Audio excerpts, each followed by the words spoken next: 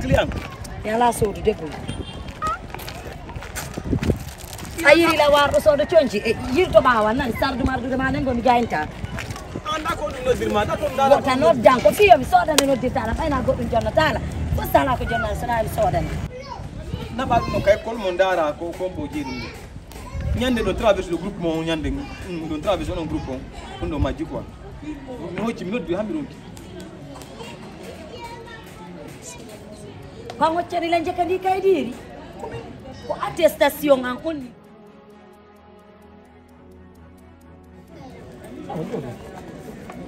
mon fala yewto ene ndido ton ko ay to yewto min don tangala min andi min ko ni to yewto nganda yo tangala ay dimanche mi mela tang no ko sere ton ko goddo mi fala ma yewto ko adi bazin tango mi fandi anti do yewte parce que anti si ko si yeyi do ni la fala yewto anda ko mi fala yewto se mi makani se anto no anda ko nanga bo mene me mari ko men golli do me nyama kenkete min di madam fala yewto la ande ko tukkuda ko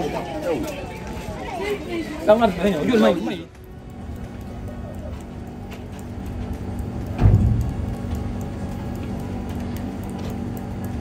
Kadi baze.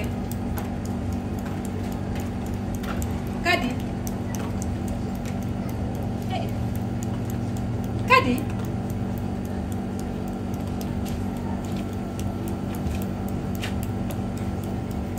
Kadi bobo amo, kono wadi. Kono yo mimma.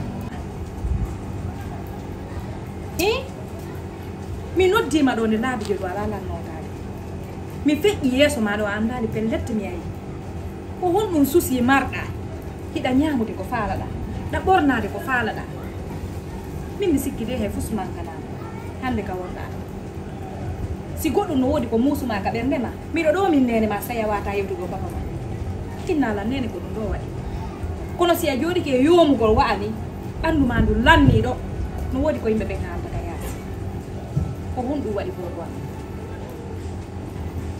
mama tikio na nyaamude ko mi faala na walade ko mi faala waɗa kala ko mi faala kono hande mama hewtaniɗan nokkugo kam tawata goɗɗum no mankani ko hon ɗum non mankan ko nana siko mbuuɗi faalɗa mi ƴetta e jonde jogiiɗe mi jonna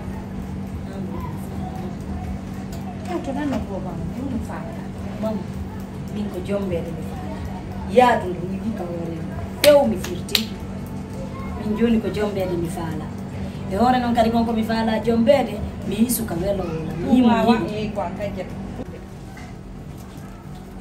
kadi base hande ka fewndiɗa ɗo na gorko fof duwa wonde takko woɓɓe sa fotti e maɓɓe ka yaasi ɓe andi mawɓe ma ɓen no mari feere o fi nden feere ɓe ƴettirta ma ɓen namen ɗo faalama jombugol si ɗum lanni ɓe yirtoto ɓaawa ma mais si tawi komo ma on jombuma marɗa haala o wona e takko ma min ko ɓiɗɗo miñangan o ko wonma jombude par ce que ko a pay kon ko honɗon falaka fesmi mi yalani noon dès le début gila ko monto ko sulalde min no mariage famille welatana min cousin e cousine o mi yalaymo si mi wi on mi faalama jombede mi yi kadi momi faala yo jomban on ko jeune jo momi faala on innilamo ko ɓiɗɗo yaye ma ɓiɗɗo kaw mi faalaka mariage famille sokkaji ɗo few mi yiɗade ono ñanko noon la rundude stress ji gono gonto ɓurɗi mi wondide mi faalaka mariage famille base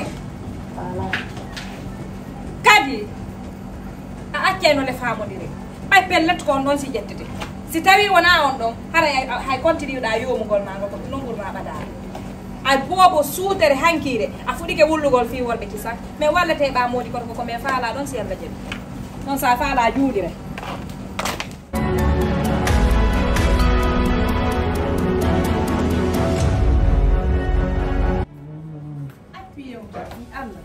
gagné la fi Allah appuyé o ten fi on programme la tanangu e yantugol e gaynani yewtugol vas-y miɗo jenti waɗe ngeña ko fi kadi basé wonde yewtude depuis hankinkikide lan faala yewtu ala jaɓude attends ko fuɗɗiɗa ala yewtude ko woni mi famani tu peux revenir un peu en arrière s'il te plaît andi kon ɗum famata ɓiɗɗo debbo be no mari rêve hande ko o bajjo sutini ko jiwoni sago an so inni himo faala nde hunde ɗo ko sew wawatamo wallugol walli to ɗemmo no o heɓira feere nde ɗum faalani kanko ko moodi o faala ko dewgal o faala joni non ɓay jiwngol kanko tigi ɗo wullitike woni mo faala dewgal sunna e farilla min mi propose ani mo e ɓiɗɗo miñangan on ɗon jomba mo par ce que ɗa andi ko kamɓe génération o vas-y kamɓe génération on noon si jombimo kadi kaka nder famille probléme usen heɓata e nder muɗum ɓay gon no andimo ɓe andidiri ɓe weldi vraiment la andi kadi ɓe yiɗiniri affaire dewgal min mi faala e waɗa ɗum ɗon kisan hara en satinare ɗum ɗon fof mi faala nde ɓiɗɗo ma no bona harayɗa tawa nde mo moƴƴa kadi écoute nde mo moƴƴa kadi harayɗa tawa comment est ce que hiɗa andi ko oɗo tummarɗen ɓiɗɗo est ce que o sonti ko duuɓi jelu o jogiti siɗa wolnalan fi makko fi mais là des rêves so inni ko faala on rêve makko noon en laka finir ses études d' abord so gayni joni janggude o heɓa e moodi donc complot on ko ange makko jamais nami si ko ange makko comment est ce que ko sabu on mo firtani voyage makko parce que imo faala jombede mo faala jombede elle n'a que 19 ans ko 19 ans o jogiti mais elle a déjà l'âge de se marier La ilaha ko illallah. ɓiɗɗo debbo ko âge hombo jombi hamde ɓe Je jombi n'en disconviens pas. Écoute, laisse-moi finir, s'il te plaît. Sabu ɗum waɗi ha o yebti voyage makko o hande ko an waɗi on kuuɗon fof pourquoi fi hon ɗum nami min a jombunolan law a jombunoɗan haari komi payi kon hande jandidi e ɓiɗɗo men goto hiyata oɗo sikka hin ko min heeɓi oɗo donc so inni emo faala dewgal ko si ɓiɗɗo ma yalti juuɗe woni probléme so inni ko dewgal o faala walle mo maɗum ɗo probléme on pokase on ko an tun ƴettoy mimi a feetali a hangaka mi yangota ko yankin fof wona perdi est ce que ɗa famude o ka wonɗo ni mi tawraka yo jombe hande mi tawraka yo jombe janggo mi tawraka yo jombe faɓɓi janggo si tawi tun an tun e makko tun ɗo wawi humude dewgal tala basi ala e haray ɗo wawi wadde min o mi tawraka par ce que ko sabu ɗum waɗi ko a waɗi mi ɓuttintaka golle mi ɓuttintaka nder suudu ɗo ko tawɗon kon fof enen ɗo fof ɗe woni heureux ɗum ɗon on taw ɗum ɗo walanaki o eyi ko non jongan mi yeyi mi yiɗa waɗe acce ɗum oɗon kadi fi mi gaytago e sonko ngo voilà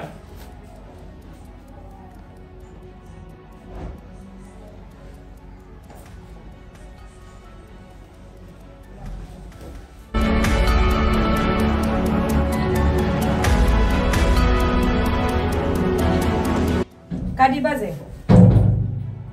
Kadi. Maman, s'il te plaît, laisse-moi tranquille. Qu'est-ce que tu veux? Mais essaye d'ouvrir cette porte. Jamais. Je ne le ferai pas. Qu'est-ce que tu veux? Kadi. Kadi. Laisse-moi tranquille. Laisse-moi réfléchir. Tu n'as rien à réfléchir.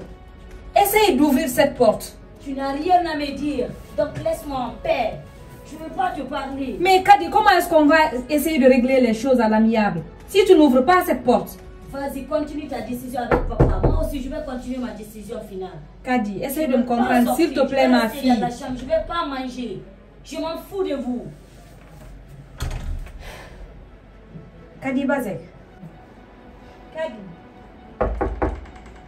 Kadi. Tu peux me laisser tranquille, s'il te plaît? Mais je ne peux pas te laisser, ma fille. Pourquoi? Essaye d'ouvrir cette porte. Kadi. Vu que tu refuses de faire mes vœux, je refuse aussi d'ouvrir la porte. Comment est-ce qu'on va se comprendre si tu n'ouvres pas cette porte? Va parler avec mon père. Ouvre cette porte, on va essayer de régler les choses à l'amiable. S'il te plaît, ma fille. Jamais. Kadi Bazin. Kadi. Komin nene ma won ma yewtude. Kadi sa uditali ngal bafal ko onno famondirte. A woni balɗe jelu e nder ndu suudu ala ñamude. Si a mayiri men ɗo ko onno mi watta. A wakkiloto fawagol wonki kadi tawaya on to walla si tawi a udditali ngal bafal mi wowli ɗo a nanade haray wota noddira nene min kadi ha maya si a udditali ngal bafal kadi haray lanni a maru ɓerde ɓurɗalan ta maru ɓerde ɓuuri fof a wara e hoore ma hoore ko alana wonana